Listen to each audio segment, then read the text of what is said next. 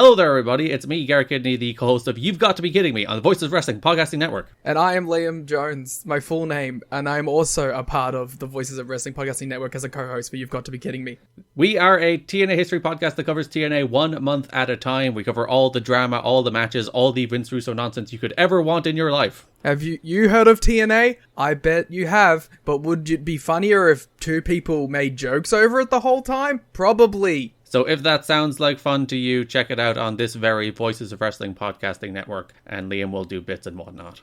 Hello there, my name's Neil David, and I'm the host of Eurograps Express, the podcast exclusively dedicated to the wrestling of Europe. If it's wrestling and it happens in Europe and it's good, we talk about it. Whether it's RevPro, Progress, WXW, Passion Pro, Pro Wrestling Chaos, Pro Wrestling North, we don't care, we talk about them all. If it's good and it's exciting, I want to share it with you.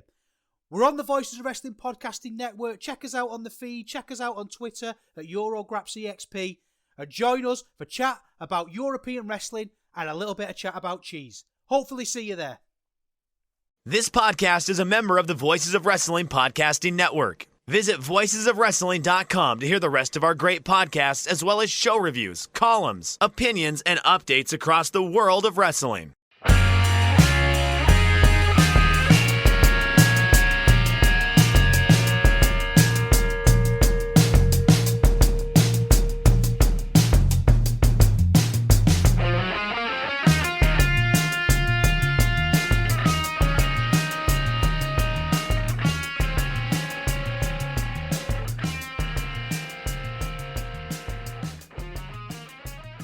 Hey kids, do you like professional wrestling? Well, we like professional wrestling too, at least for now. Shake them ropes. I'm Jeff Hawkins. I'm in the bubble. He's Chris Novembrino. He's not in the bubble. He's very, very lucky. Especially... I play guitar. Oh, do you? Yeah. Never heard that before. You haven't? Oh, well, we'll talk about it later. We'll Okay. talk. Well, yeah, no, I love music. No, really? there's so many. Yeah, it's great. No, I saw that you were doing like Duran Duran this week, which was interesting because I kind of intersected into things I did later this week. Andy Taylor, I think, is one of the more underappreciated guitarists of the 1980s. Oh, I will not trash the Taylor brothers because of my love of the Power Station. Power Station's a very solid album as well. Which and he does a lot of really cool they stuff. They actually have it. 2 albums. Yes. They have one that came out in 95, which shocked me because like about 10 years ago, wait, they did another album? Because the Power Station was originally supposed to be like a chic Robert Palmer collaboration, and Edwards and Rogers basically said, yeah, you know who's marketable though? The Taylor brothers over at Duran Duran. So they, you know, the guitar and the bass, and then I was listening to the bass line from Rio, and it's bass line from Rio is so it's solid. unreal. It's unreal. No, I've been listening to a lot of them recently, particularly like their live stuff. They were an unbelievably good live band. They have a new album coming out next month. And there's 2 tracks available on Apple Music. The title track, Dance Macabre, does nothing for me, but there's one called, I think it's called Black Moonlight or Dark Moonlight, and it fits right into 1984. And I say that with the highest regard for 1984 Duran Duran, or thereabouts. It sounds straight from the 80s. And it was produced that way. You can hear it, but it still sounds. There has been talk about doing some sort of like biopic and Duran. I think that would be fascinating because them and the Police are 2 sort of defining bands of that early 1980s sound, and they're like really interesting compare and contrast. Like the Police were like in their mid 30s when they did their 5-year run from 77 to like 83, and the guys in Duran Duran were like all in their early 20s. Like by the time they took the break in 85, between like 80 and 85, when they were more or less ruling the world, New Year's Eve on MTV, they're playing. They are the through band. Arcadia. Yeah. Right. Yeah. No, 82 going into 83, they are the band that is playing on New Year's Eve. Like they are top of the world, and they're playing at an unbelievably high level. Young, and also had a 5-year run where they just like cranked out hit after hit after hit after hit. They basically put out a greatest hits album in 5 years of like legitimate hits. Oh, yeah. And those first couple of albums, particularly their debut album, which has Girls on Film on it and all the deep cuts on there. They're really cool. Mhm. I love Rio as well. Yeah. And Oh, you're no, right. and I will defend the Power Station project until my dying day. The thing that didn't make them hot was the fact that Robert Palmer didn't want to play live with them, so they got Michael DeBar to Right. fill Right. in. Who played Murdoch on MacGyver back in the day too. Oh, that's Yeah, right. yeah, he was an actor. he's MacGyver's arch nemesis. Yeah. In a recurring role. Because they were on an episode of Miami Vice. It's like, yeah, guest star of the Power Station. I'm like, great, because I love Tony Thompson. I love the. Wait, who the hell's that?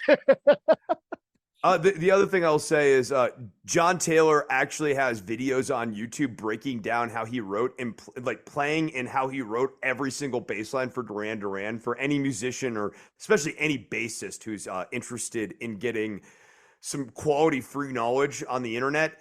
Google that, because his bass lessons for everything from Rio, you can see him break down how he's playing Rio with all the syncopation with the drum machine and everything. It's quality stuff if you're into that level of process.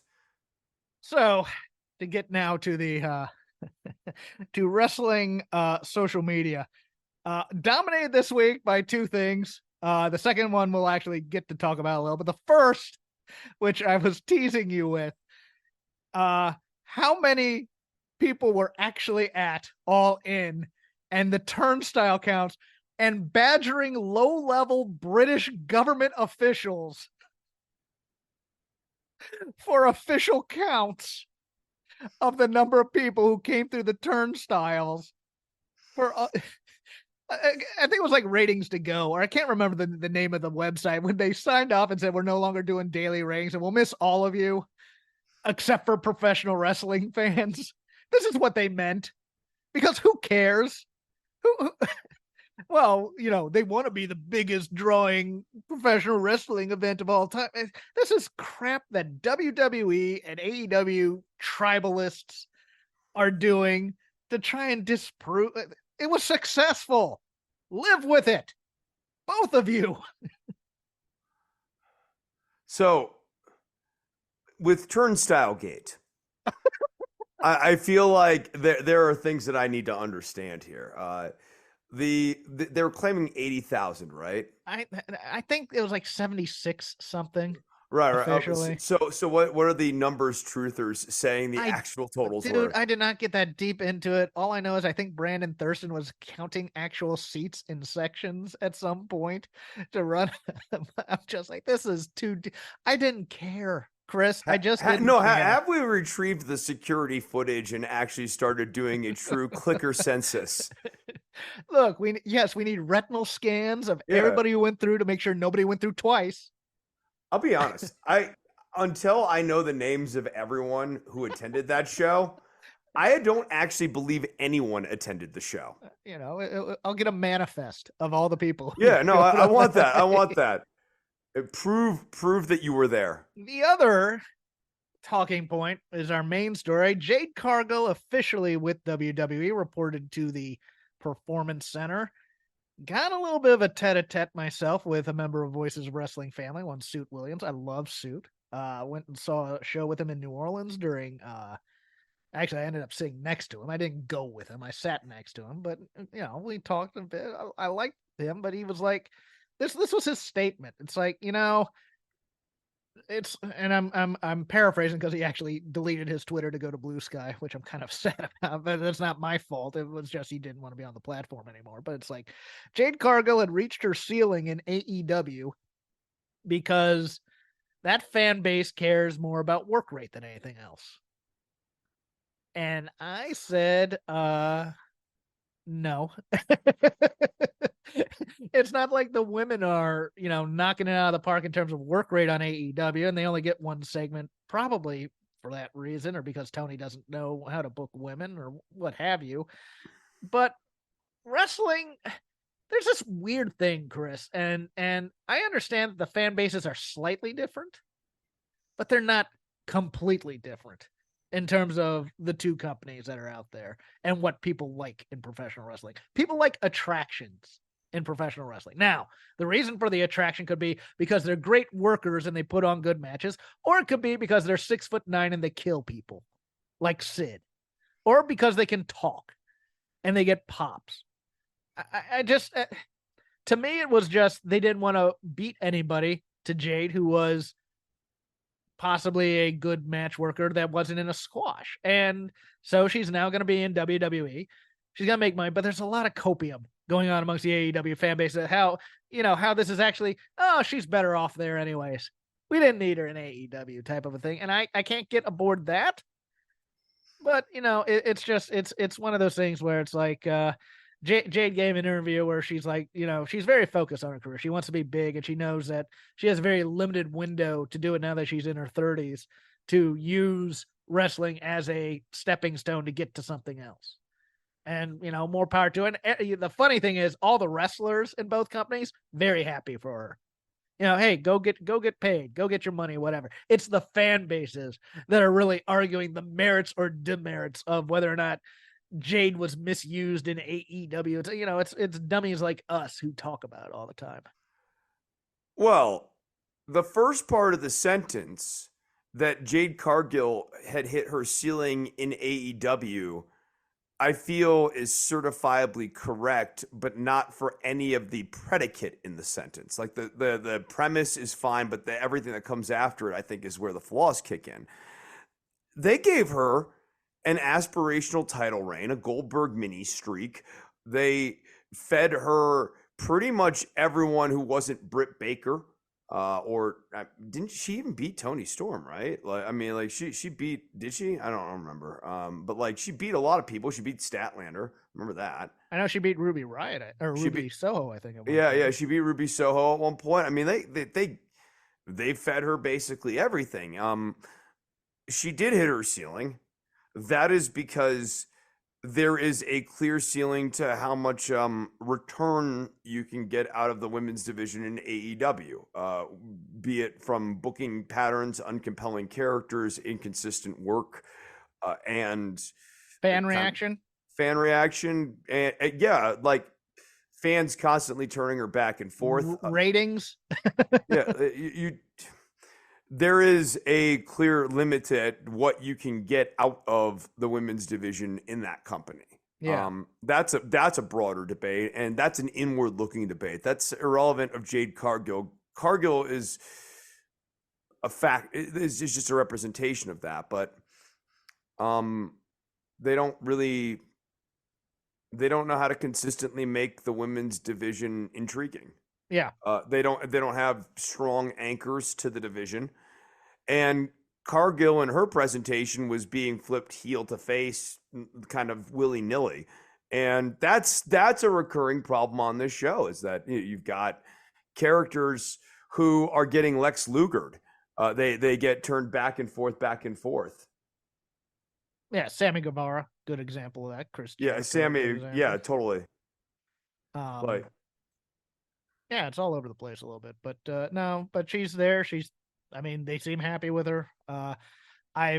It's been intimated that there's main event creative or main roster creative already being built there. So I don't know how long she's going to be on NXT right now, but yeah, good on her. The only other story I have in terms of news, Heels on Stars canceled after completion of the second season, which my joke was, I can't wait for CM Punk to write the entire third season of Heels, because he was involved in that show, and so was his wife. Did you ever get to see an episode of this? It was on Stars, so I doubt you might have. Okay. No. It's actually pretty good. Mike O'Malley, the comedian from Yes Dear. You ever saw that? Nickelodeon. I was gonna say he's the host of Nickelodeon's Guts. If you're talking to me. Oh yeah. He was the showrunner. Nice for that, and nice.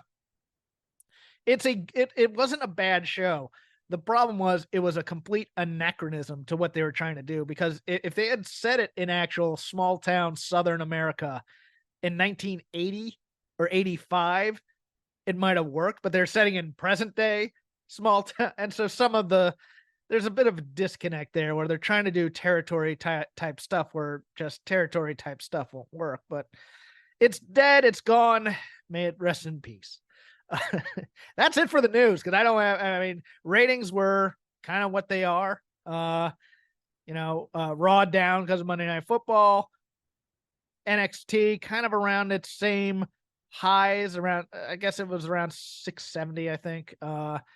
Dynamite did pretty good. Top segment was the talking segment between MJF and Switchblade Jay White. Jay White, yeah. Which, sorry, I had something caught in my throat there. Which we'll go into in a little bit, but yeah, for that, and Collision actually had a pretty good number against Saturday Night Football. Big game between Ohio State and Notre Dame, and I think they did over 500,000 for it, maybe almost 600. So, good number for them.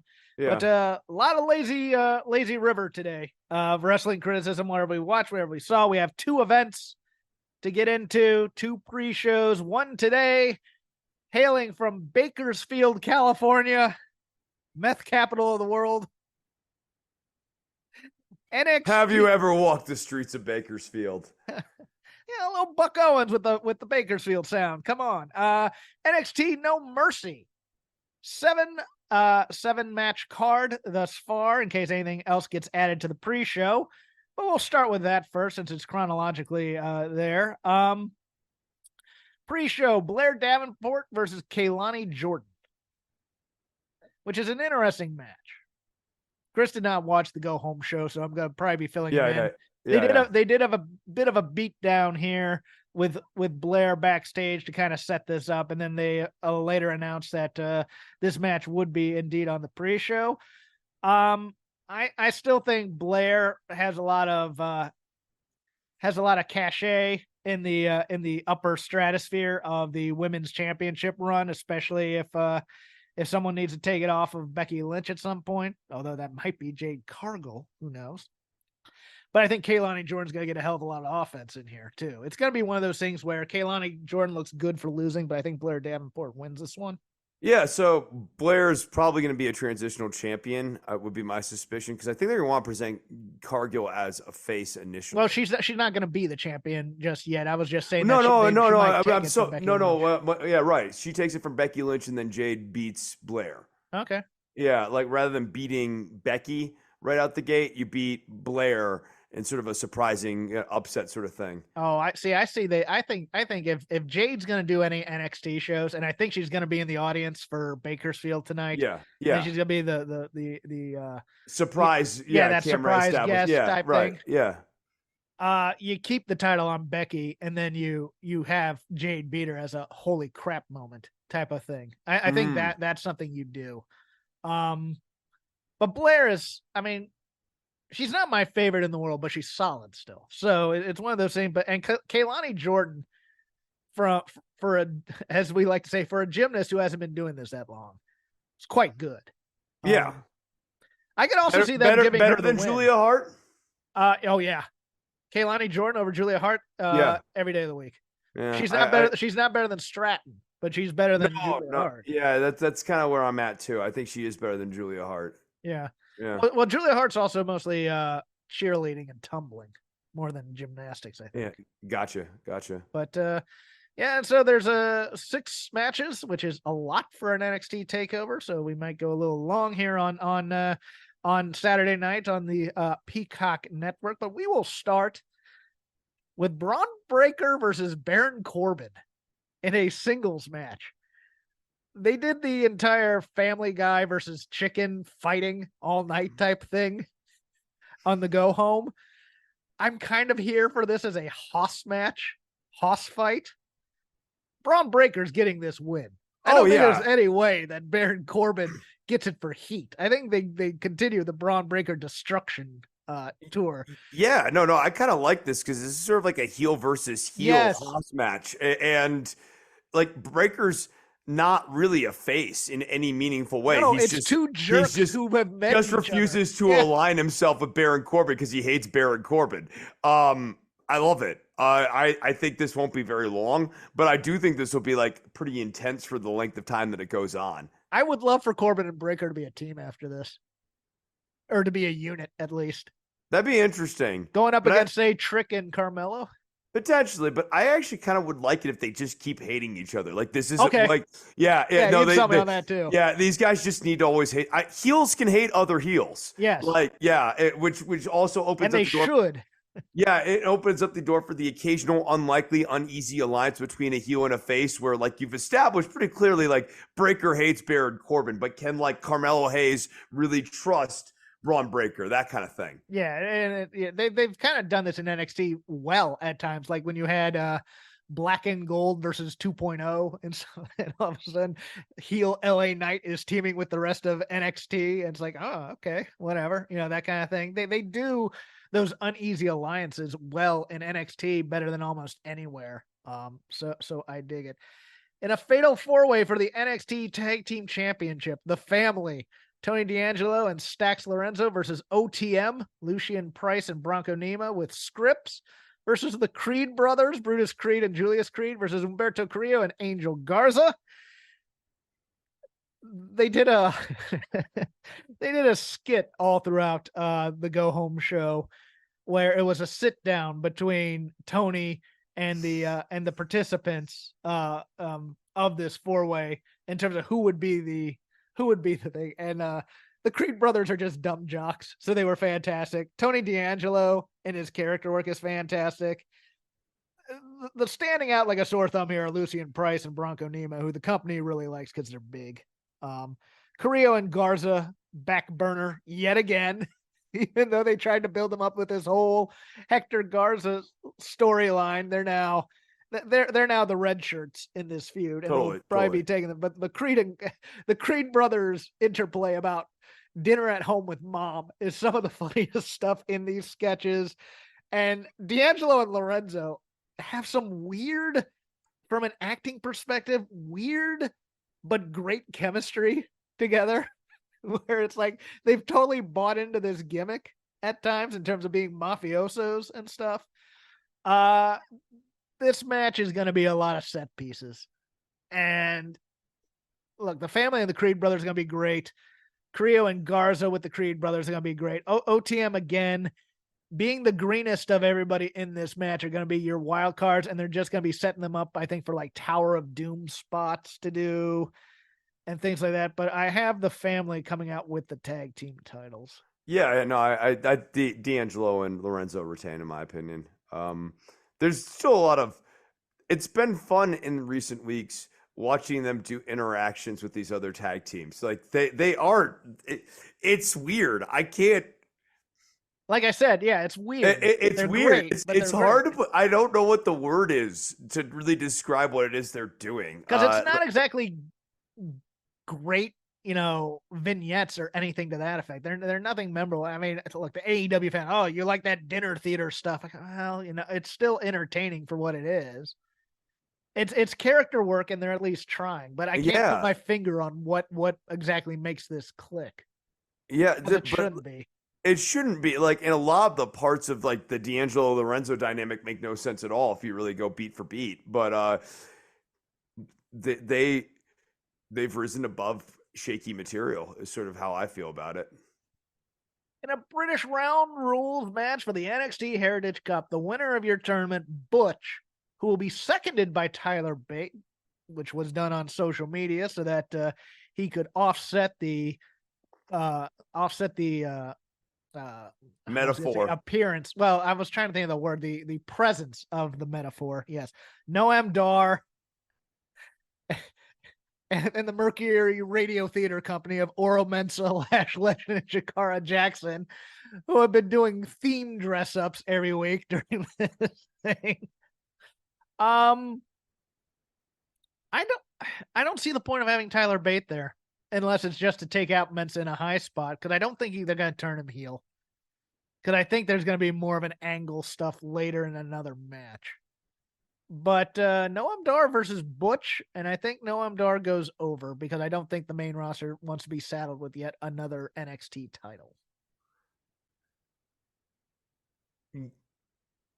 It's interesting to be like, does want to get back to being more Pete Dunne and less Butch?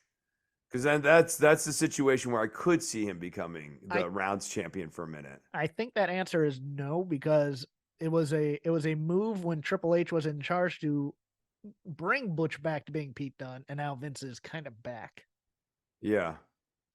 So I don't see that happening. For the NXT North American Championship, all right, here was one that happened on TV. We were originally going to have a three-way between Dragon Lee, Tyler Bate, and I want to say A-Kid, but I can't remember the third who was in this match. It was either A-Kid or Nathan Frazier. I'm trying to remember which one it was, but because Mustafa Ali is no longer with the company, they needed a replacement for the NXT North American Championship.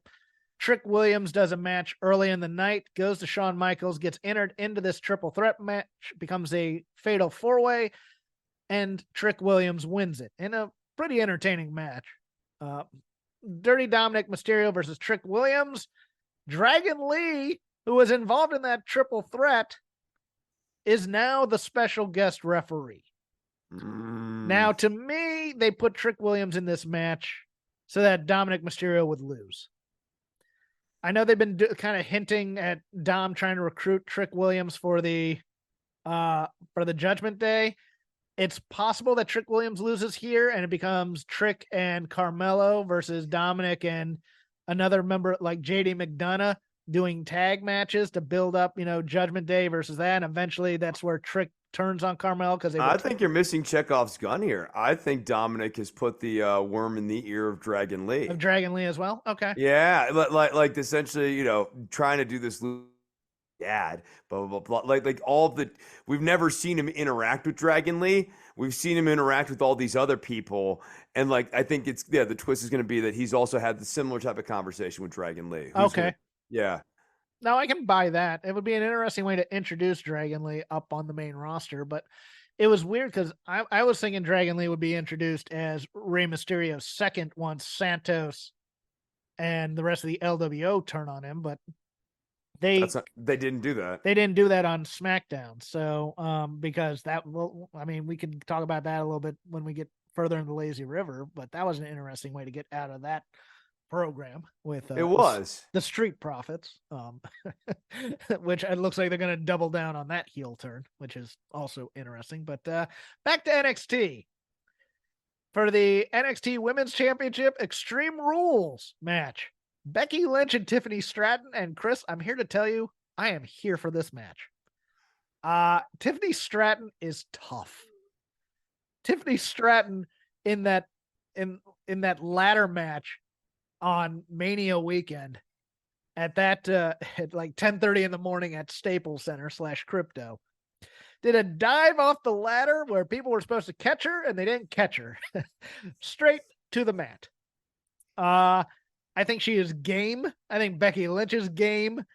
I think there's going to be chairs and table spots galore. I think there's going to be beatings aplenty, but I think Becky Lynch is still going to be winning this.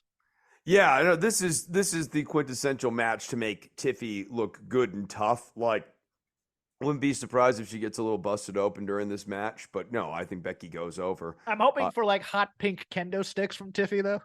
Right. I mean, straight up, like there is an opportunity to get very memorable images of her with like a hot pink kendo stick or like, like a hardcore weapon, but she's also actually legitimately like bloodied up a little bit. Like, yeah. Bloody Barbie. Like, I know they don't want to do blading anymore in WWE. But I know. Man, I would make Tiffany Stratton bleed a little bit here. Man, I know. Bloody tough Barbie. I'm kind of and that would also push her towards being a babyface. Yeah, I would. The same way Becky Lynch getting punched in the nose. Yeah, exactly. I hope they're thinking about that. I don't know if they are, and it's too late for them to get wind of this because the show will start by the time this comes out. But if I'm them, I'm going. Let's get the girly girl millionaires daddy's girl thing, Tiffany Stratton, but let's give her an edge to her in this Becky Lynch and scare the crap out of Becky Lynch that she might lose. But yeah, I'm hoping for a great presentation from Tiffany Stratton here. And then for the NXT title, Carmelo Hayes, your champion, versus Ilya Dragunov. God, this is going to be a banger. Ilya is on such a run right now. If he's not going to the main roster right after this show, they got to belt him. Because there are two options here for me in my thinking. Either you belt Ilya Dragunov as the NXT champion, or you bring him up for Walter or Gunther on the main roster to take away the Intercontinental title. It has to be one of those two things to me. Yeah, I mean, he is on such a tear right now. I know they're really into Carmel, but I'd actually do the belt Ilya, move him into a true tweener status where like he's just like an elite Bockwinkel. I'd have him be the champion for like a year and a half, like go on an incredible tear as the NXT champion, and even going up to the main roster and beating some guys up there. Yeah, too, at the same yeah. time. I'd want it to basically be known that like this guy's like a true imminent threat. Like he's wrestling at such a high level right now. You absolutely can put the back of a promotion on, or put the promotion on his back and run with him. The red contacts, the goofy over gesticulations, all that stuff has been traded out for just like this Shibata level of stiffness. Not that level, but like everything he does looks crisp. The cells look really great. The offense looks really great. He's just so enjoyable to watch right now. The Vladimir Lenin facial hair is making it for him too. Like, no, he look. I mean, he is a welcome presence on this show, as opposed to some guy that we used to laugh at every time he came out and go, "What is he doing right now?" Because I mean, that's how we used to act when he was on NXT UK. It's like, look, the kid's tough. He does great chops. He gets the crap beat out of him. But this whole weird cyborg red contact lens thing, it's like, okay, they've him in the dark suit just being a professional and being angry all the time. It's pretty great. And then also the change in his offense. We're not doing like the in the corner countdown to me doing my big move thing. It's just a brutal forearm. Yeah. It's just a brutal, destructive, out of nowhere, kills you forearm. Mm-hmm. And he makes it look like it should. Yeah, so I think that card's going to over deliver. I think that's going to be a fun watch if you decide to watch tonight or sometime over the weekend. Yeah. But you do have another option on Sunday. WrestleDream, AEW, doing a pay-per-view, an Antonio Inoki tribute show, or out of Seattle, Washington. Keep Seattle, Washington in mind when you're making the winners and losers here, because it's going to be interesting because there's three Pacific Northwest talents on here in big matches. And I think two of them have to lose, but we'll see. Terrible name for a pay-per-view. The usual AEW. I mean, here's the weird thing is a lot of it's going to be built tonight on Collision, which I don't like as usual. And we'll get into that when we get into what I think the main event's going to be, because it is a dream match, but boy, it doesn't feel like a dream match in terms of how AEW has treated it. They've just kind of put it on paper and said, yes, people will love this match. So we'll get into that in a bit, but 12 matches, Chris, including 2 on a pre-show, starting with the Acclaimed Anthony Bowens, Max Caster, along with Billy Gunn, your AEW World Trios Championship, defending against the Mighty Don't Kneel, TMDK of Mikey Nichols, Bad Dude Tito, and the artist formerly known as Slapjack, Shane Haste. It's hard to bet against Slapjack. You know what I mean? Like, oh no, it's easy to bet against Slapjack. No. Look at the wins and losses in WWE and tell me you're going to bet against this man. The numbers don't lie, and they spell disaster for the Acclaimed. I think it's very clear. Slapjack is going over. You know what? That's what they should change their name from, the TMDK to TNDL. The numbers don't lie. Yeah.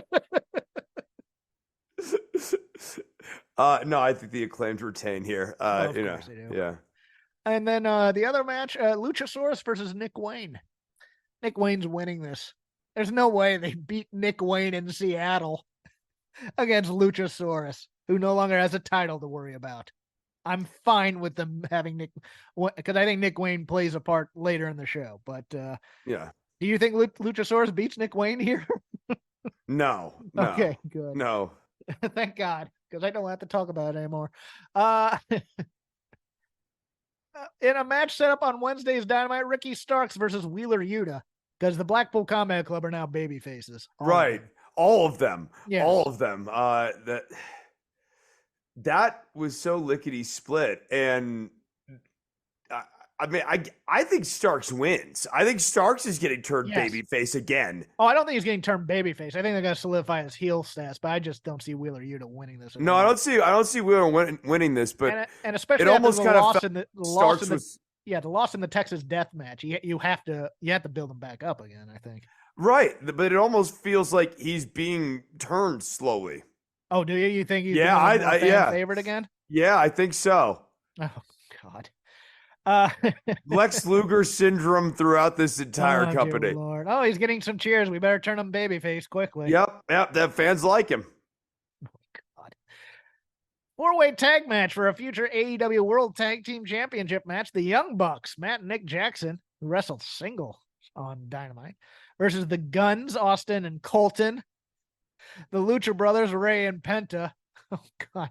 That Colton Gunn Penta, cat dancing thing. That was an instant turn off for me. But and Orange Cassidy and Hook. Who do you have? Orange Cassidy and Hook, but I don't feel strong about it. I got the Guns. The Guns? I think they're putting them back up against FTR on Collision. Okay. I mean, we can wait for a little more lazy Riverdom if you want. Talking about Dynamite, but yeah. Boy, that 4-way was sports entertainment, everybody. I just can't get into that format of match from this company. It always leaves me ice cold. Yes, same here. It's set pieces, and none of the set pieces really lead to anything. In a singles match for AEW TBS Championship, Chris Statlander defending against Julia Hart with Brody King. Julia Hart's winning this. Wow. You're not the only one who said that to me. No, I think they're really in on Julia Hart right now. I think Hart's winning it. I can't get there. I think she has magic powers, Jeff. Just like the one-winged dove sings a song, just like she's singing. Yeah. Ooh, ooh, ooh. Yeah. I can't get there because I think I think the big spot here is Statlander doing some offense on Brody King, but she eventually wins. See, I think that she does that, and then Julia Hart hits her with the Hex. And like Danhausen? Yeah, and then Statlander's like, like holding her throat. You ever seen Black Mist? Are we getting Black Mist with Chris Statlander? Are you familiar with the movie Star Wars? There's a character named Darth Vader. He's like the antagonist in that movie. No. Okay, so like he has this like kind of grippy thing that he does from a distance. Okay. I think she does something like that. A grippy thing, you say? Yeah. With her mind. Well, they don't misbook that by, getting into family dynamics and stuff. The AEW fans like this stuff. So I mean, they'll be right into it. Chris Statlander. You know what? Willow getting affected by the Black Mist and coming down and turning on Chris Statlander. Maybe Willow comes out with a twisted evil eye. Like her eye is now sinister. She has a symbiote like Spider-Man and Venom growing inside of her. So Dax from Star Trek had that too. I don't know who that is. Yeah. Well, I'm just saying, like that's a very common thing that happens, and let's go. Eddie Kingston versus Katsuyori Shibata for the ROH World Championship and the New Japan Strong Openweight Championship. And I think Shibata has the Pure Championship. Don't quote me on that. Yeah, if he wins, he gets all 3 titles. But if Kingston wins, he just hangs on to his. Oh, is that how it is? Okay. I think that's the way the match is set up. Eddie Kingston gets to do his All Japan fantasy camp match here. I can't see Shibata beating Kingston right now. No, if I remember the rules right, like Shibata can lose and not lose the title. So like this is very much Kingston beats Shibata. Yeah. Would have liked to have seen a promo for that too. Christian Cage, you're now officially your AEW TNT champion after that 3-way versus Darby Allin in a 2 out of 3 falls match for the AEW TNT championship. I think this match is going to over-deliver. Who do you got winning it, though? I think Christian somehow finds a way to win this. I think he finds a way to win because I think Nick Wayne's joining him. I think Nick Wayne's going to screw Darby Allin. And then we're going to say, man, that was a great match until the finish. Yeah, but I mean, Christian is always entertaining. The story right now is a little lowest common denominator, and like, especially when it's like, bring this dead person, bring that dead person, blah, blah, you know. But I kind of liked where the promo went on Dynamite. Oh yeah, no, the promo was pretty good, I thought. Yeah, Christian finally got under Darby's skin, and Christian is also getting, I think, the most dialogically you possibly can get out of Darby Allin, because he's not the best promo and he's not the best engager, and Christian is able to sort of like tease out the better performances from him. He's a believable troll in trolling Darby Allin. And there are some rumblings because Edge's contract, I believe, is up tonight. Don't quote me on that either, but he was once again removed from the SmackDown internal roster / alumni whatever thing. So there are rumors that Edge may be appearing at some time during this show. Who knows? That could be part of it. Seeing Edge as Christian's sidekick would be something, because everybody would want him to be pushed as a megastar. Maybe Edge is just going to come in here and do a solid for his boy and be second banana like Christian was to him in WWE. I mean, that would actually be a really fun, different, novel presentation rather than, I mean, the mistake in some cases is trying to bring these guys in and have them do exactly what they were doing in WWE continuation. That's a very TNA sort of approach. I think that like having Edge come in evil, very much listening to Christian, and like, you know, like it's not like as Festus. He could just come in as like a dumb guy who doesn't know it. He could be a different Luchasaurus. He should be like a smaller dinosaur. Edge has amnesia, cannot remember who he is, and Christian's taking advantage of it. Once he left the WWE universe, his mind was wiped when he appeared on planet Earth. So I don't know what I've been doing. This happens all the time when you go into WWE. You don't know what you've been doing for the last 5. Why wouldn't that happen when you leave it? Yeah. Yeah. MJF versus the Righteous in a handicap match for the Ring of Honor World Tag Team Championships. I'll kind of defend that Righteous vignette because I saw the entire thing on social media before they gave us the edited version. I thought it was really well done. The problem is there's 2 problems with it. Number one, it comes off as kind of a third-rate Wyatt family type of vignette. I did like the cleverness of the paper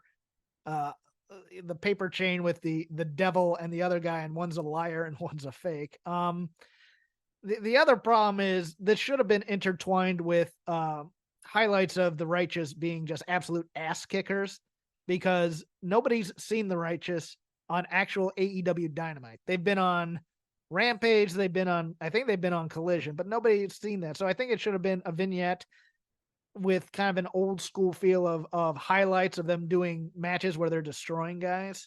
But you have MJF in a handicap match. I have a theory on how this is going to end, but I will go to you first. Yeah, I agree with you. The Righteous, for me, I get what they were doing with that promo. I didn't realize it was edited down, but I was able to follow the story there. And I mean, I like the idea that like they do see through these two. I think ultimately they're going to be right, or at least if I was writing this, these guys are bad guys and they're villains, but they're actually right about both of them. Right. That would be what I would do.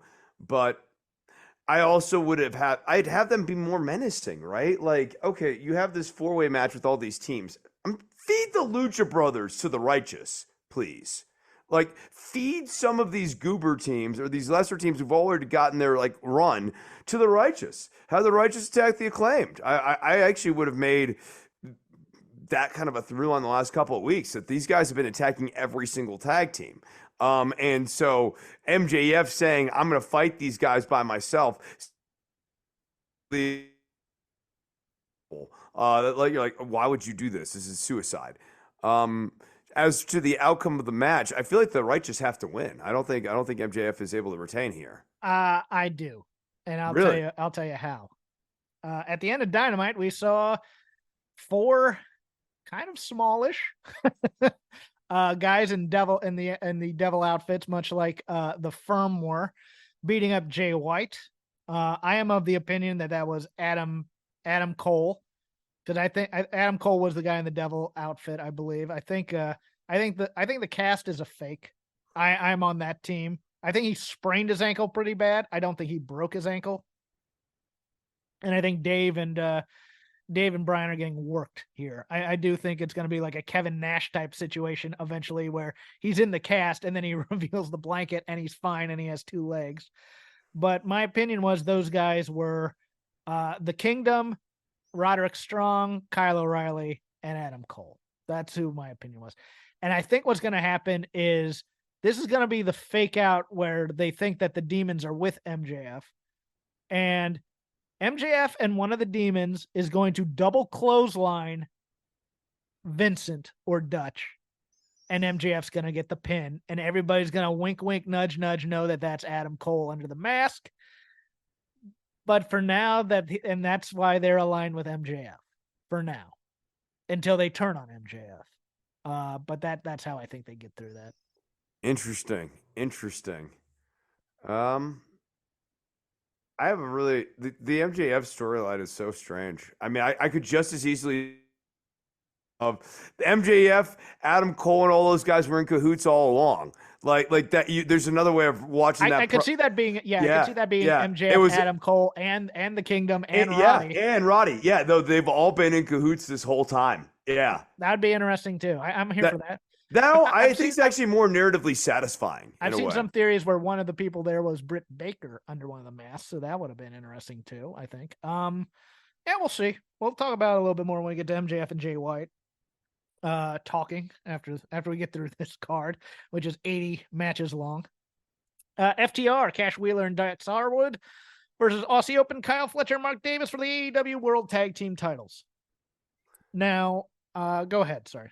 I think FTR wins. I didn't.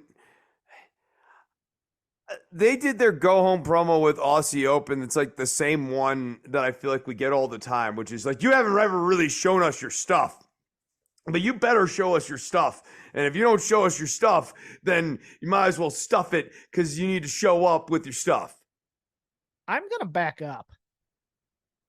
I've convinced myself, just thinking about this right now, that Aussie Open wins this. And I'll tell you why in a second. I think the Young Bucks win the 4-way tag match now. Because Aussie Open has now lost in a goofy way to MJF and Adam Cole. They lost to Chris Jericho and Sammy Guevara. They need a win. And I could see this being that backward ass thinking of, well, we'll just hotshot the titles onto them and now they'll be credible again. And I think that's what's going to happen here. And I also think that Cash Wheeler may be in line for a little bit of a punishment for the whole gun charge thing. Yeah. So I think Aussie Open is winning this, and they're going to get a super match against the Bucks to kind of reestablish their credibility. So I'm going to go with Aussie Open here. Okay. All right. I'm with you then.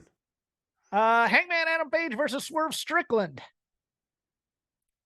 In a match that I can't figure out who's going to win right now. Because Swerve Strickland's in his home territory of Seattle. Sort of. He's been in Defy for years and been the Defy championship. And Hangman Adam Page needs the win more than anything. And they really prioritized this match in terms of that Dynamite. Yes. This match has got a lot of weight, narratively speaking. Second only to, I mean, the MJF segment's like 2 different matches. Doing the sit-down contract signing with Page and Strickland. What do you think of that promo, by the way? The Adam Page promo, which is basically alluding to CM Punk. I'll be honest, I didn't watch it. Okay. I watched Strickland's part, but like, I'm not super dialed into that program. Like, I'll give you the clip notes. Page okay, go ahead, please. Page just said that there's been a dark cloud hanging around him for the last year, and he hasn't been himself because of it. It's mostly alluding to Punk, but not doing Punk. But I thought at the end of this, Paige was going to pull out a bottle of Jack Daniels, chug it, and go, "I'm back," because get him back drinking, and he's going to be a badass again. But no, he's still kind of in his feels. So I think that might also explain. I think Swerve's winning this. I think Swerve's winning this too. The fact that it got focused, I did catch the part where it's like, I'm in Seattle, you can't beat me in Seattle. They're like the 12th man or whatever. He kind of seems like he needs the win more. It seems like this match is meant to be get Seattle feeling Seattled, Well, but the next match is is the main event. That's Bryan Danielson and Zack Sabre Jr. And of course, that's also Bryan Danielson's territory. And we're already having Darby Allin lose, and that's Darby's home territory as well. We are having Darby lose, so then you have Strickland win, you have Danielson win. Yeah, Danielson win. Okay, cool. Yeah. No, because that's where I was going for too. Because I think we'll get to that. The main event, the dream match of the two men who have captured Wrestling Observer's Best Technical Wrestler of the Year for I think like the last 10 years running between the two of them. This match is so disappointing to me right now because this is a match that for me and for my predilections, you do vignettes and promos where they are cutting promos on each other for a few weeks after you announce this. You bring up the Wrestling Observer Awards here. You bring up how big of a match this is because Zack Sabre Jr. doesn't work for AEW. You bring up all these things that build this match, and I am here for it. You bring up Zack Sabre Jr. saying, "I'm going to break your arm, I'm going to break your leg, I'm going to put you in a stretch hold and leave you there for 30 minutes." This is while where you're crying. This is where remote video packages would do so much. You have Zack Sabre Jr. Do a match, like an exhibition match from his training facility where he just torments a guy for 5 minutes until he finally makes him tap out. You have little Zack Sabre Jr. matches every week. And they're basically being sent to Danielson, but they're being aired on AEW television. But you do these things to show this guy is a sadist. He is as into the technical stuff as anything, but right now he's in a twisted mindset and he wants to hurt people and stretch them out. Yeah, and you do Bryan Danielson at the Blackpool Combat Club reintroducing himself to that sadistic side, which we had at the beginning of this thing. And then I am stoked. I am paying money for this match. And instead what I'm getting is, well, on paper, it's going to be a very good technical wrestling match. I'm like, I like both, and I think they're both very good wrestlers, but I think this could have been, quote unquote, a money match. And this could have been so fun. Yes. Yeah, I just that's the thing that's missing from it is the fun of this being a dream match. Instead, we're getting Zack Sabre Jr. on commentary, calling Danielson a wanker tonight, probably in an 8-man tag match. I would have Zack Sabre Jr. do an expo match where he breaks every one of the guy's 10 fingers methodically throughout the match and then pins him. Yeah. It's just. But he pulls him up at 2 the first time. Yeah. Oh no, right. No, you still have fingers left. He says it right in the middle of the match. I'm not done with you yet. Yeah. This is where this company for me misses the mark. It's not who you get. It's how you're presenting them. You're not telling these stories. You got Bryan Danielson and Zack Sabre Jr. and you backburnered this shit. Yeah. What is going on here? No, and it's well, he's just a one shot and Bryan, and he doesn't work for who cares? It's one of those mystery, the example I gave is when the Road Warriors turned on Dusty and they were still the 6-man champions. And they announced that the Road Warriors had gone to Japan and found a partner in Tenryu. I didn't know who the hell Tenryu was.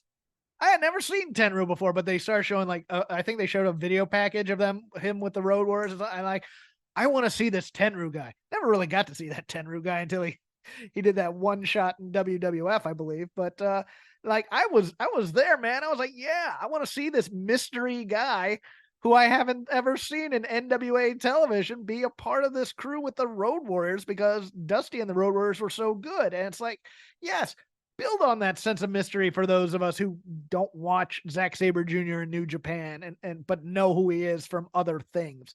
Do that. And that's You're telling me just yelling at a potential fan you should know already isn't actually good booking?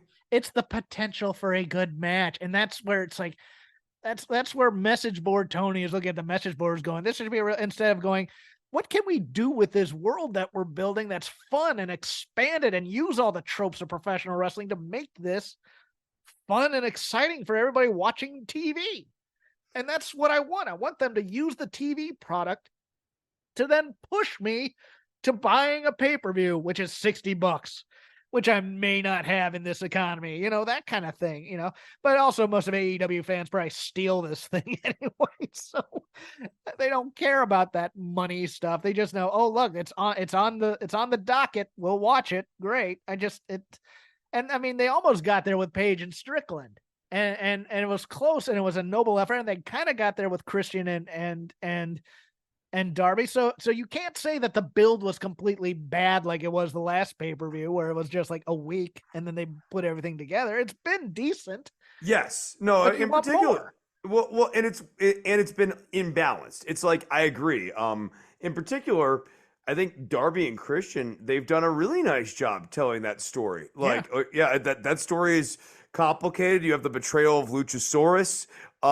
Actually, I think the Nick Wayne versus Luchasaurus match will be the final discard of Luchasaurus too. Christian will basically say, like, Luchasaurus, you lost to Nick Wayne, you lost the title, you're a failure to me, and discard Luchasaurus. And brings in Edge as his new dinosaur. That would be hilarious. Yeah. I'm here for that. Here's Babysaurus, and it's Edge, and he only speaks in growls. Growl! Growl! Oh, now it's gonna be a disappointment if it's anything else. I am dinosaur. Edge. But like in a grunt. On, give it to me. Give me what I want. I want that because Edge is already a big dude. He's like 6'4", 6'5". Yeah. Put him in the mask. Let's see him go. Actually, he's the one who can also take out Luchasaurus eventually. He could be like in like a blue one and. Oh my God, that's Edgeosaurus. Yes, exactly. Yeah. Marco Stunt can come out with them. They make a dark version of the Jurassic Express. Yes. With Edge, Edge and Nick Wayne's like the Jungle Marcus. Boy of it. Yeah, he can be Jungle Boy. That's great. That's I have a new Jungle Boy. He can dress up Nick Wayne as a Jungle Boy. It'll be like the old Midnight Express versus the new Midnight Express. Except Dennis Condrey won't walk on the last day. So that does it for our previews. Lazy River probably gonna be shorter than usual, but that's okay. We went long on the two previews. Do you mind if I start on this one? Where are we going? Because you know what I want to start with. Okay. MJF and Jay White. That's where I was going to start too, so we might as well. I will let you go first then, because I've already talked about this on Wednesday on my other show. So I'll get into my nitpicking stuff after that. But you go first then. MJF has this style of promo, which does not build intrigue for a match nearly as much as it manages to completely demolish the opponent he's going up against credibility. The problem with so much of what he said about Jay White, and like this might be the defense for it, is it's kind of like what a lot of people, including myself, feel is the truth about this guy.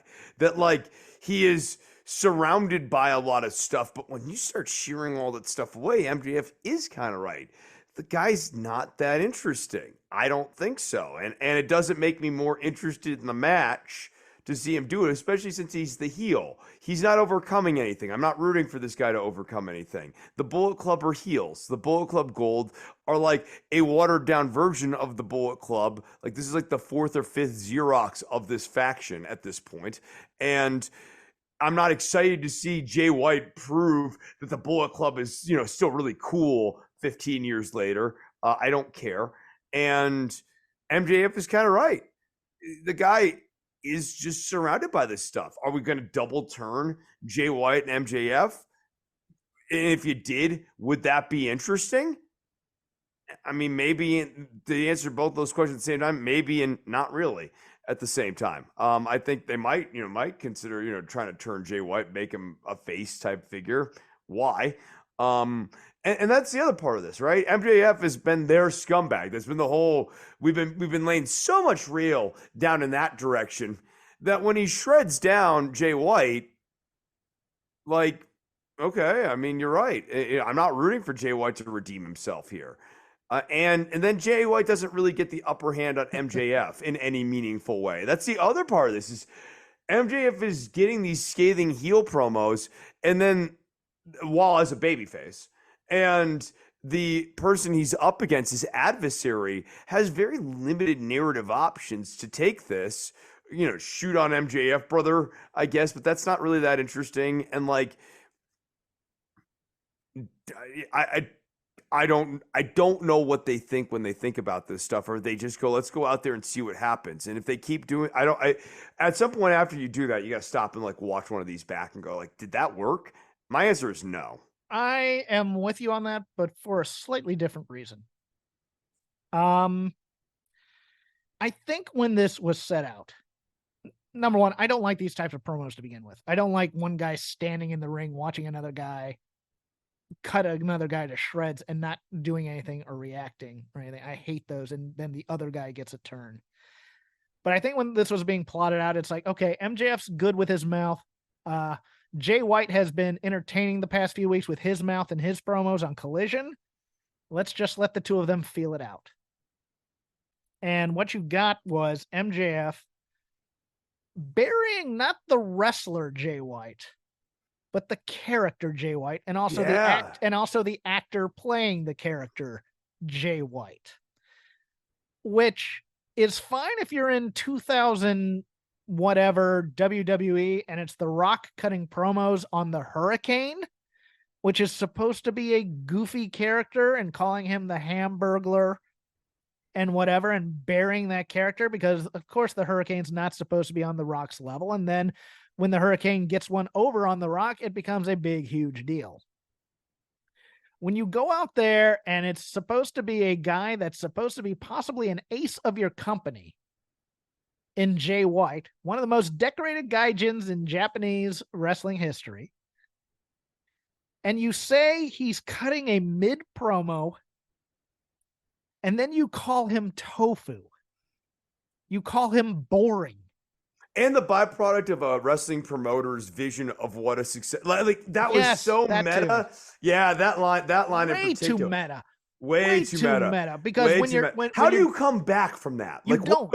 There's no response to that. Is Jay White supposed to be like say something like, well, MJF, you're only here because you throw temper tantrums at Tony Khan whenever you don't get your way, and that's why you're still the champion. And then that becomes office politics crap. Yeah. And then that's not good either. I mean, my theory when I off the top of my head, instead of doing whatever the type of promo Jay White was doing, is going, I'm the Switchblade. You have to go back into your character of who is the Switchblade in AEW. You have to go into it because part of the other truth of this is we don't really know Jay White as a character in AEW in this world and how he interacts with it. So, I mean, my pitch was Jay White should have looked at it and goes, you like to cut jokes, I'm going to cut your throat. And he should have just basically gone with I'm going to hurt you in this ring and hopefully end your career so that you won't be Mr. Laughing Guy. He should have silenced MJF right after that. I mean, MJF should have still been with a move. No, I think he actually not even a move, with a beatdown. With just a pummeling with fists and kicks and punches, and because that's what's been kind of missing in AEW beatdowns to begin with. People just do moves and crap, kind of like WWE. Instead, no, but he needed to completely overwhelm MJF rather than like MJF chasing him out of the ring. That was another problem with this. Jay White's not supposed to be winning this title and shouldn't, and there's won't right. So then Jay White needs to absolutely get under MJF's skin. This really should be going the other way. Jay White should be the one talking to him about fake friends, that you're fake, that like all, this is all basically really getting into MJF's head. They don't really like you. You're their scumbag, but they still all think you're a scumbag. You don't have anyone's respect. It doesn't matter how much money you have, all the stuff. You're still just this scared little boy who was whimpering when he was getting bullied and have the quarters thrown at him. Like that should be Jay White should be putting MJF on his heels, the character MJF on his heels. Instead, you get MJF going after the act of Jay White in a way that like no one could defend nor retort from. And most importantly, if both these guys equally tore each other down, you're not more interested in a title match between these two guys at the end of that sequence. You're less, because you think less of both the characters. And you especially think less of the opponent, and you think there's no chance he's going to win this match. I mean, it's one of those things where I was trying to think of a corollary for my old fandom, and I'm thinking, the character choices of Dusty and Flair are easy ones. But Ric Flair never came out and said, you know what, Dusty, you actually go home to a large house and have lots of money. Yeah, you do this fake evangelist of the poor thing, but you actually go home. Your voice is phony too, because you put on this black voice that you think will connect you with blue collar people and stuff like that. It's that kind of thing where it's like you don't deconstruct the character. You deconstruct the wrestler type of a thing, and you basically keep it to, how am I going to fight you in the ring? I'm going to beat you in the ring because you're not better than I am in the ring.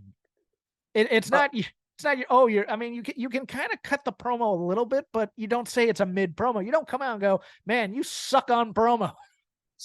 First thing out of the gate in a main event feud.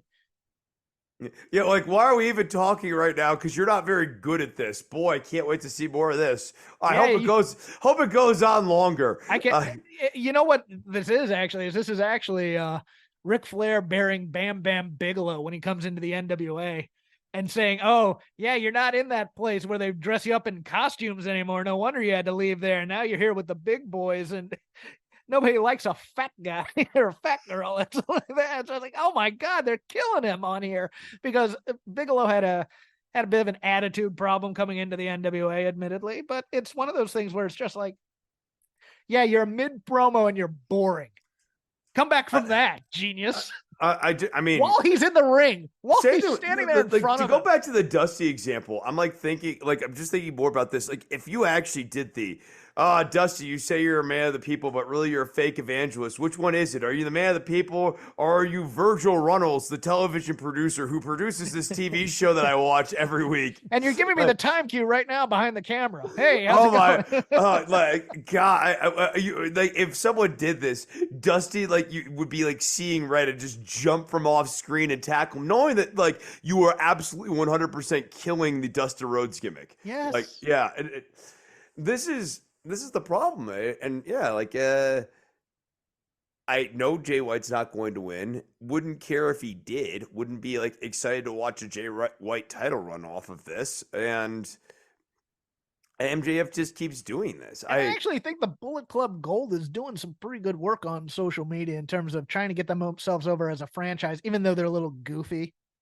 My taste. Oh yeah, they're a Xerox copy of the Bullet Club to me, but I mean, they try. They're a BC. They're the NWO B team. Come on. Yes, they are. They are the NWO B team, absolutely. Except for Jay White. I mean, it's the Guns and Goofy Juice Robinson, and I love me some Goofy Juice Robinson. I love the unrepentant stupidity of him. But at the end, they're carrying around a cardboard cutout of Jay White. The cardboard cutout of Jay White is more over than Jay White right now after that promo. Right, and like also like, what main event act has a cardboard? The cardboard cutout so mid card. Yes, like, it's so mid card, and like him coming out there and joking about Card Blade and stuff too. I mean, that was the other problem. Is like Jay White is going up against an MJF who's like kind of like half in character, and he's having to do like the full in character. Like, isn't it hilarious that I have a cardboard cutout of myself thing? It's that whimsical wrestling stuff that we were talking about last week, and now they're doing it for the main event acts too. It's. Yeah, I watched this and I couldn't believe people were saying this was good. People were telling me, well, Jeff, it was good that MJF buried the heel, because the heel has to show ass on that thing. I was like, dude, that wasn't a burial. That was a ritual killing by MJF.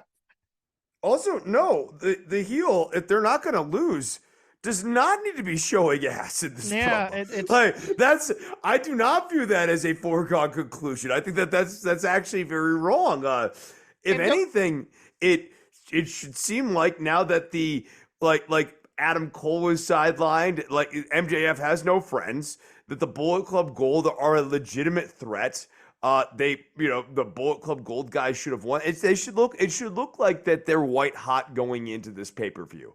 That Jay White's going to get the title. Like that there's a bit of a build of momentum for them. Yeah, and it's one of those things where it's like, and Jay White has to figure something out while that's happening. And he came back with just I found his side of the promo goofy. You know, he's kind of it was the thing where it's like, I need to get over on my charisma right now. And so he's kind of playing it up a little bit about the, oh, I'm going to take your big gold belt, that kind of thing, as opposed to really being menacing. He was also kind of being playful. I'm like, no, Jay, now's not the time to be playful. People want to hear my exotic voice, like the whole like I'm this exotic dreamboat crap. I'm like, Jace, no, that ain't you, bro. That ain't you. Yeah, that ain't working. I wouldn't do that. He's not sex symbol from Australia. He's not Mel Gibson in 1982. No. Yeah, I just your turn on the lazy river.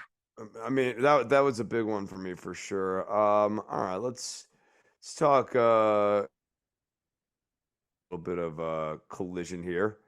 I know we already talked about this in the build-up. I thought that they did a nice job with Luchasaurus, Darby Allin, and Christian in that match. And I knew where it was going, but I liked it. I even right down to the little beat where Luchasaurus holds the title for one moment, because like I think longer term that's going to build stuff up. Okay, here's one I'll talk about, and this actually gets back to the MJF thing. In building Jay White, they used Andrade El Idolo, and like I'm not hot on him right now either. So this is a tough sell for me going into this Dynamite promo, because I know that Jay White and El Idolo had a good match there. I was not able to sink my teeth into it at all because I don't care about either character. Yeah. I think he's going to end up with LIJ again, or whatever they're calling themselves in here. It was weird because it was also vicious, like him getting hit with the plaque or whatever by Juice Robinson is a bold, strong, injure the guy type of move. But at the same time, I'm with you. I can't get behind it all that much. Yeah, Andre's just, he wasn't like a hella sympathetic baby face or anything. No, he's not. Yeah. That's also weird. Right. It's like we're building up Jay White, Mondo heel, against a guy who he's a good wrestler. Okay, but like, yeah, like he's a good wrestler is essentially the narrative argument for like, why is this happening on my screen right now? That's just like not enough for me. I need to make a little bit more sense than that. I'm gonna move to SmackDown for a quick hit. I have a lot of people in my mentions screaming about the treatment of Bayley. I love me some Aunt Pam. You all know me. I love me some Aunt Pam. Love me some Asuka. Love me the horsewomen. Everybody like that. This is what she is right now, and she's getting taken care of, according to what I know.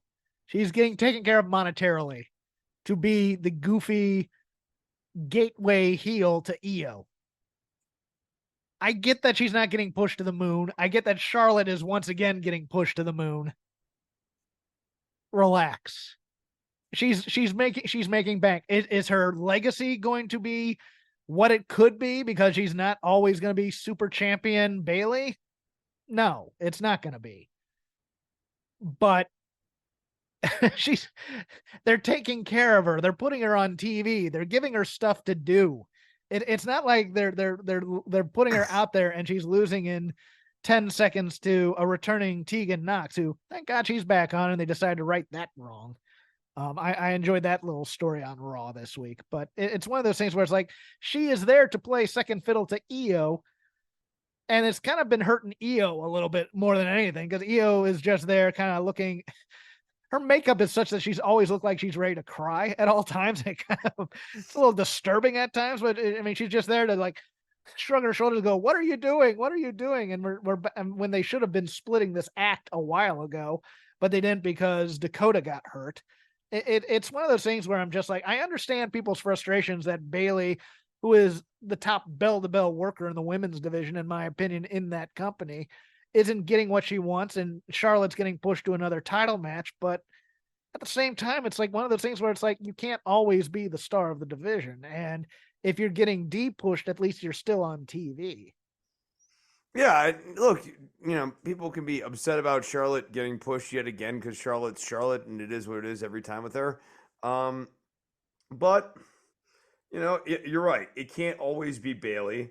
This has never been. I mean, this has never been a company that's fully 100% bought into Bayley, but like they bought into her and Damage Control a lot more than like, especially with some of the writing, was necessarily justified for a minute. Like this act hung around a lot longer than it had any business to, because it was getting murdered for 6 weeks straight as heels. Fairly early on in its inception, they just weren't beating anybody. So, yeah. I mean, she's doing all right, and like, I think people. I have no problem with them staying in a company and doing stuff for the money. As long as they're getting paid, get paid. Yeah. Your turn. Let me see. Danielson and Ricky Starks. I know we already talked about this a little bit. I thought that this match was really strong. I really like this match. I really like this match a lot. Yeah. Which is also part of the reason why I think like it felt like the beginning of turning Ricky Starks' face. Like, he looks so tough in defeat here. Yeah, he's holding on for dear life, trying not to go out as he's being choked to death by Bryan Danielson. Yeah, and like the way if he was coming out of his mouth and stuff, if you're gonna stay heel, like what's supposed to happen in a Texas death match is when they're finally caught by the babyface, they have fear. In their time of dying, so to say, they experience fear and cowardice. And Starks didn't experience that. He experienced like resolve and I will, fight until my last breath. Yeah. And I don't know if that's AEW booking where everybody's got to look strong, brother, or if that is the beginning of Starks getting turned. No, I had a lot of fun watching this match. But broadly speaking, yeah, I liked it. I would not have done this match yet. I would have done it on a pay-per-view. I understand they need the collision stuff for like ratings and stuff, but they can't book two programs at once because they don't know how to concentrate on it. And this was a time if you're not gonna put this on the pay-per-view, to be using that time to build Zack Sabre Jr. and Danielson. I know that I mean their vision of building that was having this like mini feud between Starks and Danielson. I don't. Yeah, it's a strange build idea. For my last one, I'm going to go into the criticism that AEW Dynamite was too much talking. Incorrect. I understand for the live crowd might not have been much in terms of that because they got some decent matches. But to me, the weekly television is about build. And it's not that there's too much talking, it's that there's the wrong type of talking, which we went through with MJF and Ricky Starks. Christian and Darby, I thought was good type of talking. And then right in the middle, in terms of the vignettes, was this visit in Japan by Takeshita and Don Callis to a dojo where Ibushi is. And this was right in the middle of not really good, but also not horrible either. This whole promo thing was very, very odd because much like we moved Adam Cole and Roddy Strong off to the side to then get to Jay White in the same promo segment. We also had this beatdown to then get to Sammy Guevara cutting a promo on Jericho. And I think that this is like 2 weeks worth of stuff in one vignette. And this beatdown at the dojo should have happened a couple weeks ago and probably should have involved all of the Don Callis family beating on recruits and whatnot. This was not Dusty at Techwood Studios. This was almost a little bit too goofy as a beatdown. Putting a guy in like a chokehold and hitting him with a kettlebell and there being no blood. It almost bordered on a WWE style beatdown where you're just kind of like, okay, kind of goofy, but kind of effective at the same time. Whereas if you had done a beating with a little bit more of an edge, then Kenny can come back being angry to have revenge for Ibushi and his trainees, and be willing to, slap hands with Chris Jericho and go, let's go kill these guys. And then it's a fight. And then you're kind of cool with everything. You're like, oh man, I can't wait for these two things to get in there. And it's two forces going. Instead, it's just kind of like, oh yeah. And then Kenny will come back and just go, he'll be there to partner with Ibushi this time. Hooray. I get it, but still one of those things where it's like, oh, I think I forgot that match on WrestleDream, by the way. Yeah. The 6-man. Sorry about that. Who do you think wins? Because I think Don Callis' family has to. I think Don Callis' family has to as well. Yeah. All right. The Sammy Guevara promo is another one of these AEW style of promos where you're like, did that help? Was that helping? A lot of words were said. A lot of meta was metaed, but did that help? I mean, also, like, how many times are we going to turn Sammy Guevara? Like, how many different directions? I'll say it before, I'll say it again. It's Lex Luger syndrome all across this show. Yeah. And like every time it seems like they've like found an interesting formulation of some of these guys, whether it's Starks or Guevara, whoever, it doesn't seem to stick. In the case of Starks and Guevara, Jericho seems to be an inflection point for both of them. So Guevara's promo, we've talked about before, Guevara's not really the heel here. Especially if you've actually been paying attention to the storyline. Guevara like just turned on Jericho when Jericho, for the umpteenth time, like sort of like made him feel like the little minion. Yeah, pretty much. Yeah. I don't have anything else on my list. Is there anything on SmackDown that I mean, for matches, there were good things. I mean, I'll just 2 on Raw that I'd point out. The Bronson Reed, Otis was good for what it was in terms of a Haas match, WWE style, and also Ciampa versus Ludwig Kaiser, strong, and of course, Sammy and Kevin Owens versus the Judgment Day was really, really good too. But there wasn't a lot of piece moving. I think we're eventually getting to a War Games match. I don't know if Vince in charge if he wants to do a War Games, but it feels like it's lining up for a War Games. And then SmackDown, you had LA Knight and John Cena aligning. Yeah. This was a strong move. I mean, that is a strong move. And it's so funny because I go back to that quote. It's like, well, these are fans who appreciate work rate as opposed to those dinner theater fans over there. I go, yeah, you know what? The 2 of the biggest stars in wrestling right now in both companies are Eddie Kingston and LA Knight, both of whom were doing promos on NWA Weekly TV with Ricky Starks as well. And the talking's getting both of those guys over something fierce in the 2 biggest companies in the world. And you're just like, okay, fine. You go with your purity test here of work rate. I'll go with the stuff that's making crowds want to see people. And you watch that LA Knight beat down, man, that offense is pure The Rock, where he's pulling the fist all the way back and hitting him, kind of hitting him. It doesn't look like real fists. It looks like, the working dusty fists at times, but Cena gives LA Knight the rub at the end of this tag match. LA Knight's going to be in line to headline against Roman Reigns. So it's going to be fine.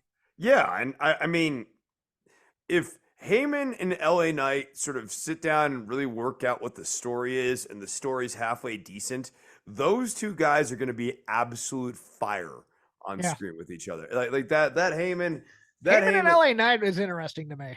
Yeah. I'm waiting for that. I agree. I think there's a lot of intrigue there. I think that builds the intrigue, man. Mm-hmm. It really does. And even that first interaction with Roman Reigns in LA Knight too, like, because like we forget, like, and we also haven't seen Roman in a minute. Maybe he will have a different personality foible. Maybe all this time away is kind of wrinkled. He's she's been back there brainstorming character work here. You never know. I think it's gonna be the big dog. He's gonna be badass, and I think LA Knight's gonna be able to get under his skin. Yeah, right. I know, it'd be interesting. He's gonna call him Tofu.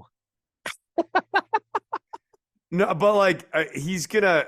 I mean, this could be. He definitely will clown the heck out of Jimmy Uso for sure. Jim Uso. Yeah. Jim Uso. Sounds like your middle manager. Along with Drake Hudson. Let's cut it there. You can follow me on the X app at CrapGame13. I do nothing but snark and do arcane references and occasionally movie and music talk. You can follow the show at Shake Them Ropes also there. I also do a show on Fight Game Network on Wednesdays. About 20 minutes afterwards, you can get the YouTube link and watch it live, or $5 on the Patreon. Listen to it later, called The Dynamite Show. Myself and Paul Ace Fontaine thoroughly deconstruct Wednesday's Dynamite to the point where I kind of look at Chris and go, you better have opinions on this show because I've said them all already, and I'm trying not to repeat myself. But yes, if you like more of me, go over there. If you want more of Chris, he's on the gram at DOCTOR_NOV. He teaches guitar. He's busy on a tram. He's going to be playing gigs. What you got? Yeah, I got like a bajillion gigs coming up here.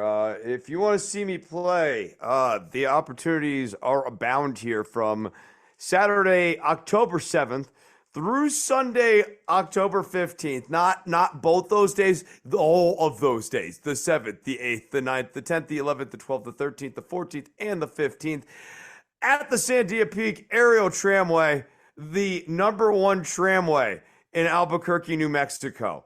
The preferred vendor of mountaintop service. What's the #2 tram in Albuquerque, Mexico? It's pretty rough looking, I gotta tell you. It not particularly safe. Wouldn't want to ride it.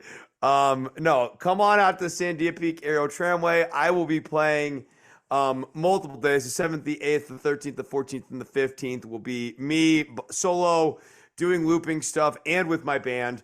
On the 9th, the 10th, the 11th, and the 12th, Willie and the Wild Cards, the legendary country and rock, some say the generational talent out of Dallas, Texas, are coming in, and they will be playing 4 days with a special guest, me, during those 4 days. It's going to be a lot of fun. We're looking forward to it. We're playing basically from the morning until the evening with breaks in between. Come on out, hang out with us. If you want to catch lunch with me when we go on our lunch break, we will be going down to County Line Barbecue. It's going to be a lot of fun. If you want guitar lessons, I'm still doing those too as well. You can find me on Instagram, as Jeff mentioned, DOCTOR, that spells doctor, _NOV. That spells Nov. Yeah, Doctor _Nov. Tip them $20 and request Union of the Snake or the Reflex. Yeah, or the chauffeur. Music. It's not just part of our daily lives, it's part of our wrestling fandom as well, and it has been for decades. That's where this show comes in. Music of the Mat, the podcast devoted exclusively to the music of pro wrestling, hosted by Andrew Rich. Hey, that's me. Each episode delivers a different topic with a variety of great guests, fun conversations, musical analysis, and of course, a heartfelt pun or two. New episodes drop every other Tuesday on Apple Podcasts, Google Podcasts, Spotify, or your podcast app of choice. Check out Music of the Mat only on the Voices of Wrestling Podcast Network. Hi, my name is Tyler Fornes, and I am the co-host of The Good, the Bad, and the Hunky here on the Voice of Wrestling Podcasting Network. Every week, my co-host Fred Moreland and I discuss all the happenings of All Elite Wrestling and everything going on in the universe of Tony Khan. We talk about Dynamite, we talk about Rampage, and we will talk about Collision when the time comes as well, along with all the appearances outside of AEW from all the best talents in All Elite Wrestling. This is one of the more cohesive wrestling companies in the entire world, and we discuss every intricacy about it, including the unique booking of Tony Khan that is both a huge positive and a major detriment. Check us out every single Thursday here on the Voices of Wrestling Podcasting Network.